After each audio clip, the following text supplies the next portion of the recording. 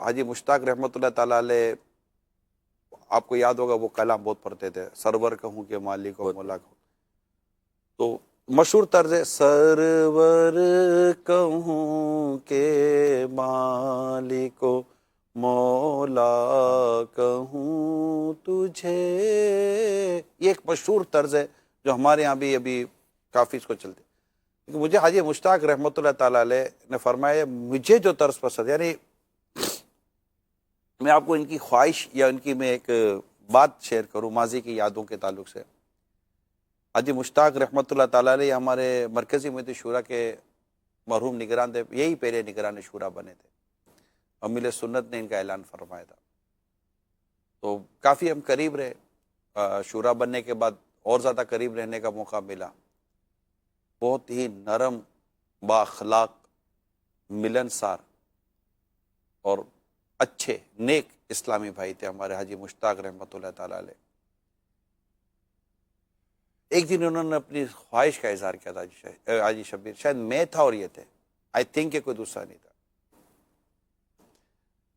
کہتے ہیں یار تھا عمران، میری کیا خواہش ہے کہ قیامت کے دن ہے نا، نبی پاک صلی اللہ علیہ وسلم کے دربار میں میری حاضری ہو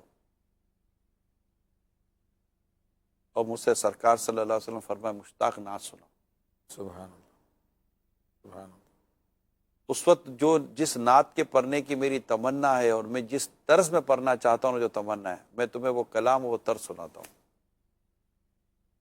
کلام یہ تھا سرور کہوں، اور طرز کیا تھی؟ سرور کہوں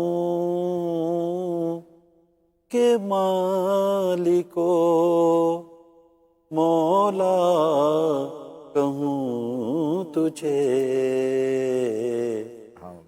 باغ خلیل کا گلے زیبا کہوں تجھے. سبحان اللہ.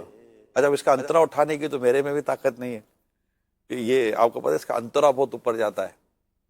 تو یہ میری خواہش ہے. آپ سمجھتے برسوں گزر گئے، 20 سال کے آس پاس کا عرصہ گزر گیا ہوگا جب انہوں نے یہ کلام کیا ہوگا، تو بات چیت میرے سے کی ہوگی.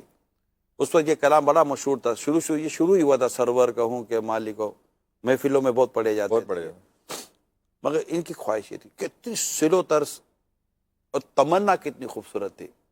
اور حسن زن ہم کر سکتے ہیں، کیا پتہ ان کی یہ تمنا پیارے آقا صلی اللہ علیہ وسلم نے پوری فرما دی ہو.